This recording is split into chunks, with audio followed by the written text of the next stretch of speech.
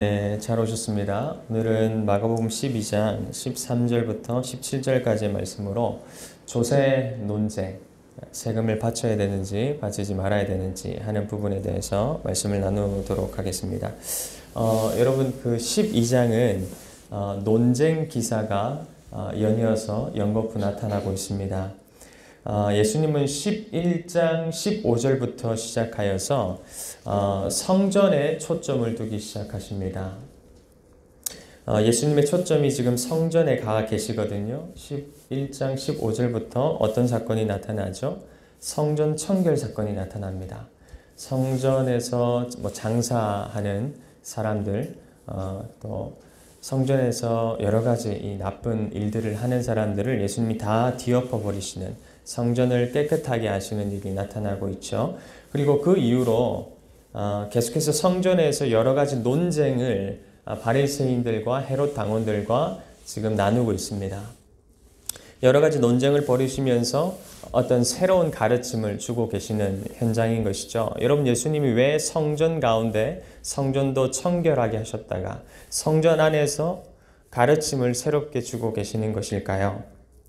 여러분, 이 예수님의 초점이 우리에게 가져다 주는 의미가 어떤 것이 있을까요? 이런 것입니다. 참 성전의 주인으로 지금 예수 그리스도가 오셨다라는 거예요. 그가 잘 몰랐는데, 어떤 게 성전이고 무엇이 성전인지 잘 몰랐는데, 예수님의 행보를 살펴보면 그 참 성전의 주인 되신 예수 그리스도가 성전에 직접 찾아오셨다 하는 것을 11장부터 줄곧 마가복음은 소개하고 있습니다. 참 성전 되신 예수님이 성전을 새롭게 하고 계시는 중이시다 하는 것이죠. 예수님의 이런 모습에서요, 우리는 이제 건물로서의 성전은 유통기한이 다 되었구나 하는 것을 살펴볼 수가 있습니다. 성전을 다 뒤엎어 버리시고 성전 안에서 새로운 가르침을 쏟아내고 있는 그 예수님의 행보를 통하여서 건물로서 지어졌던 성전의 유통기한, 썩을 대로 썩어져 버려서 이제는 폐기 처분해버려야 할 장소고 위치이구나 라는 것을 예수님의 행보를 통하여서 직감할 수 있는 것이죠. 여러분, 실제로 성전은 망합니다. 그죠? AD 70년경에 로마에 의해서 완전히 황폐화되고 돌 위에 돌 하나 얹지 못하도록 납작 무너지게 되는 것을 역사적으로도 살펴볼 수가 있습니다. 오늘 본문에 바리새인들과 헤롯 당원이 작정하고 예수님께 나아갔나 봐요. 그리고는 곤란한 질문들을 예수님께 쏟아내기 시작합니다. 정치적인 공경에 빠뜨려서 예수님을 죽음으로 몰고 가려는 그들의 음모였습니다. 조세 논쟁이 등장하고 있고요. 그리고 조세 논쟁이 끝내자마자 또 부활 논쟁이 기다리고 있습니다. 부활 논쟁이 끝나자마자 계명 논쟁이 또 나타나고 있습니다. 여러분, 12장에 걸쳐서 이 바리새인들과 헤롯 당원들의 음모가 계속해서 지금 끊임없이 연거푸 나타나고 있다는 것을 확인하게 됩니다. 근데 여러분, 그럴 때마다 한번 보십시오. 예수님은요, 이 신적인 어떤 왕적인 권위에서 나오는 지혜로운 하늘의 답변을 쏟아내기 시작하시거든요. 그랬더니 결국 어떻게 될까요? 12장 34절인데요. 끝절이죠. 한번 살펴보시면 이렇게 나와 있습니다. 그 뒤에는 감히 예수께 더 묻는 사람이 없었다 라고 성경은 우리에게 말해주고 있습니다. 여러분, 오늘 본문에도 한번 보시면 조세 문제를 다루고 있지 않습니까? 근데 여러분, 예수님의 답변을 듣자 사람들의 반응이 어떻죠? 17절 끝부분 한번 보시면 그들, 바리새인들과 헤롯 당원들이 예수님의 답변을 듣자 경탄하였다라고 얘기합니다. 경탄이 뭐죠? 감탄하고 기이 여기고 놀랍게 여기다라는 뜻입니다. 그러니까 여러분, 성경은 예수님의 이 지혜로운 답변을 넘어서서 사람들의 반응을 여실히 소개하고 있는데 다 놀라더라는 거예요. 다 감탄하더라는 겁니다. 그러니까 여러분, 12장에 나오는 이 예수님은요, 자기 스스로를 지금 메시아라는 것을 입증하고 계십니다. 하늘의 언어로, 하늘의 능력으로, 하늘의 지혜로 사람들에게 자기 자신이 왕으로 오셨다, 내가 메시아다 하는 것을 그 권위를 확증하고 계신다. 그 현장이 바로 12장이라고 보실 수가 있습니다. 근데 여러분 그렇다면 예수님이 이 조세 문제, 조공 문제에 있어서 어떻게 답변을 하셨을까요? 바리새인들과 헤롯 당원들이 예수님께 질문하지 않습니까? 13절입니다. 황제에게 세금을 바치는 것이 맞습니까? 옳습니까? 옳지 않습니까? 바쳐야 하나요? 바치지 말아야 되나요? 묻습니다. 여러분 이들의 이 말은요, 나름 논리를 앞세워서 예수님을 궁지로 몰아넣기에 충분한 질문이었습니다. 만약 예수님이 가이사에게 세금을 바치는 것이 마땅하다라고 얘기를 하면 그들은 모세의 율법을 앞세워서 하나님보다 가이사가 더 큰 존재냐고 예수님께 따질 게 당연했고요. 예수를 우상 숭배자라고 이렇게 지목할 게 분명했습니다. 여러분 또 반대로 세금을 바치지 말라라고 얘기를 하면 그들은 예수를 로마에 고발할 작정이었습니다.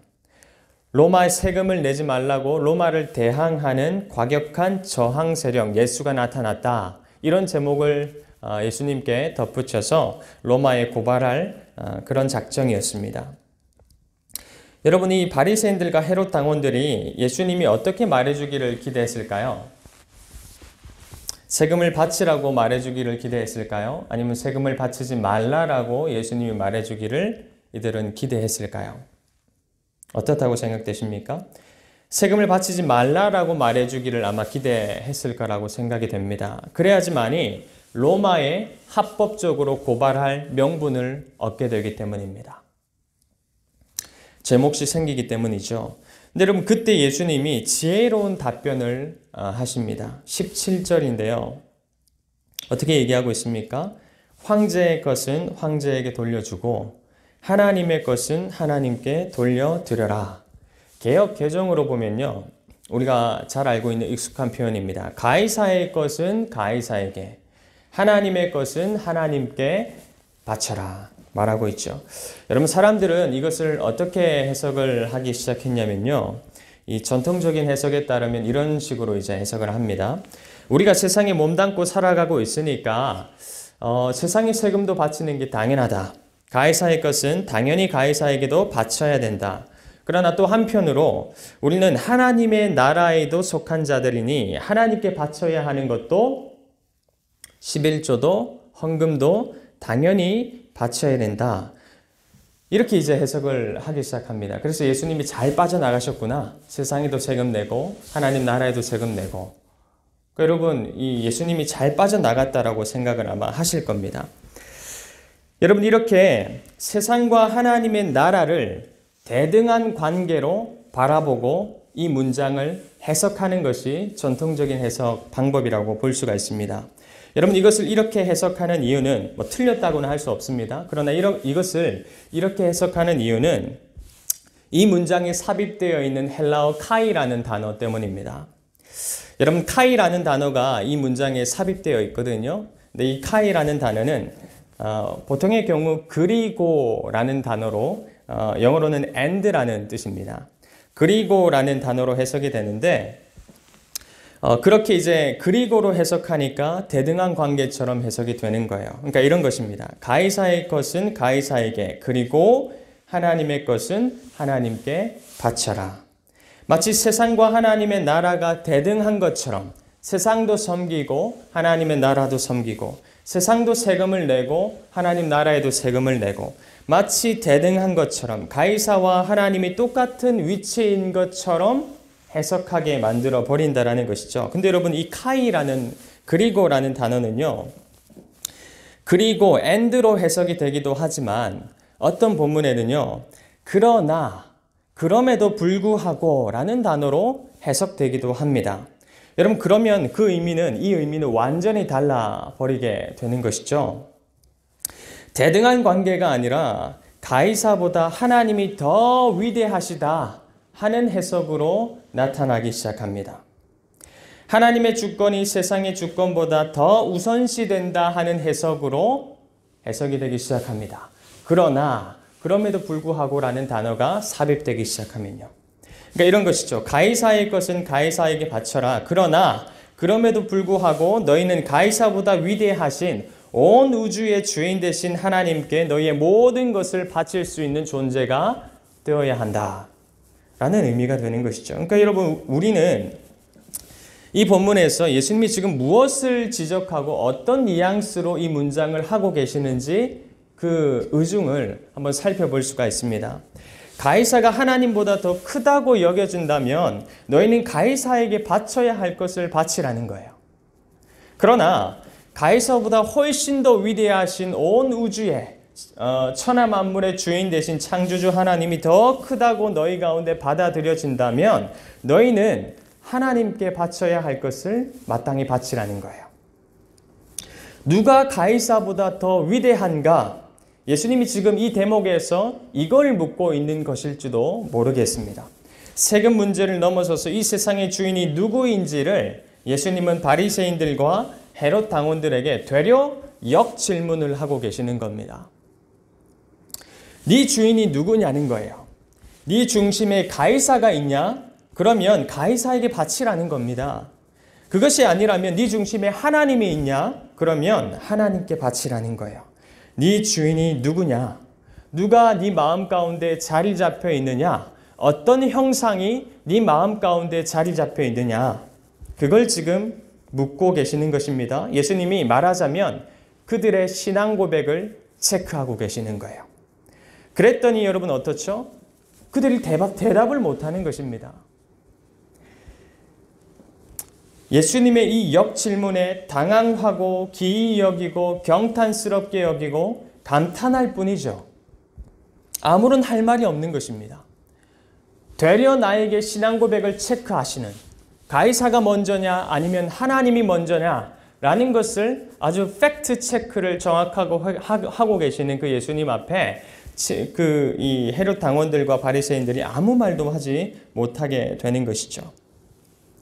여러분, 신앙이라는 것은요, 세상과 하나님의 나라를 동등하게 섬기는 게 아닙니다. 엔드로 해석을 해서 세상도 세금 내고 세상도 섬기고 세상에 한 발 걸치고 교회에도 한 발 걸치고 세금 내고 교회를 섬기고 동시다발적으로 대등한 관계 속에서 교회와 세상을 섬기는 게 아닙니다. 신앙은 세상과 하나님의 나라를 동등하게 섬기지 않습니다. 세상과 하나님의 나라는 동등하지도 않습니다. 하나님의 나라는 세상보다 우선시됩니다. 하나님은 세상의 황제보다 우위에 있으십니다. 고로 세상의 것을 우리가 바친다 하더라도 우리는 우리의 주인이 누구인지를 보다 분명하게 인지하면서 살아가야 한다는 것이죠. 여러분, 그게 우리의 신앙 고백이 되어야 되고 그게 그리스도인들의 삶이라는 것을 생각해 보셔야 됩니다. 여러분, 여러분의 주인은 누구십니까? 마음속으로 한번 대답해 보십시오. 가이사이십니까? 자신 다 아더니인가요? 아니면 정말 창조주 하나님이 여러분의 주인이라고 인식되십니까? 하나님이라고 생각하실 거예요. 그럼 제가 한번 질문 드려보겠습니다. 오늘부터 나라의 세금 안 내시겠습니까? 여러분, 이렇게 제가 설교를 하면 또 이렇게 생각하시는 분들이 분명히 계실 거예요. 근데 여러분, 그때와 지금은 상황이 조금 다르다라는 것을 이해하셔야 됩니다. 그 당시 주하, 이 데나리온에는요, 가이사의 화상, 그러니까 가이사의 얼굴이 그려져 있었고 가이사의 글이 적혀져 있었습니다. 그러니까 여러분, 이 동전을 가이사에게 바친다라는 의미는 어떤 의미죠? 우리가 생각하는 그냥 세금 그 이상의 의미가 여기에는 들어 있습니다. 황제를 숭상한다라는 뜻입니다. 황제를 숭배한다라는 뜻이죠. 그러니까 여러분, 예수님이 지금 묻고 있는 거예요. 바리새인들과 헤롯 당원들에게 묻고 있는 것입니다. 네 마음의 주인이 가이사라면 가이사가 그려진 동전을 그에게 바쳐서 그를 숭배하라는 겁니다. 그러나 그것이 아니라면, 결단하여서 하나님을 따르기로 작정한 사람이라면 그것을 저항하고 거절하고 하나님을 따라오라는 거예요. 예수님의 이 역질문 앞에 제자들이, 이 바리새인들이 아무 말도 못하고 있는 겁니다. 여러분, 우리는 이 대목을 잘 이해를 해야 되는데요. 세상에도 세금 내고 교회에도 11조 하라는 본문이 아닐 수 있다는 것을 여러분 기억하셔야 됩니다. 세금 논쟁을 뛰어넘어서 누가 우리의 참 주인이 되시는가? 이걸 정말 잘 신앙 고백한다면 국가에 세금 내는 일 따위는 사실 아무런 문제가 되지 않음을 알게 됩니다. 지금처럼 국민의 의무를 다하되 그 국가를 보존하고 계시는 분이 누구인지를 알고 그분께 우리의 모든 걸 다 쏟아놓을 자세와 태도가 우리 가운데 마련되어야 할 줄로 믿습니다. 오늘 하루도 온 우주 만물의 주인 되신 하나님께 우리의 신앙을 쏟아 놓으시는 그런 지혜가 여러분 가운데 넘치시기를 축복합니다.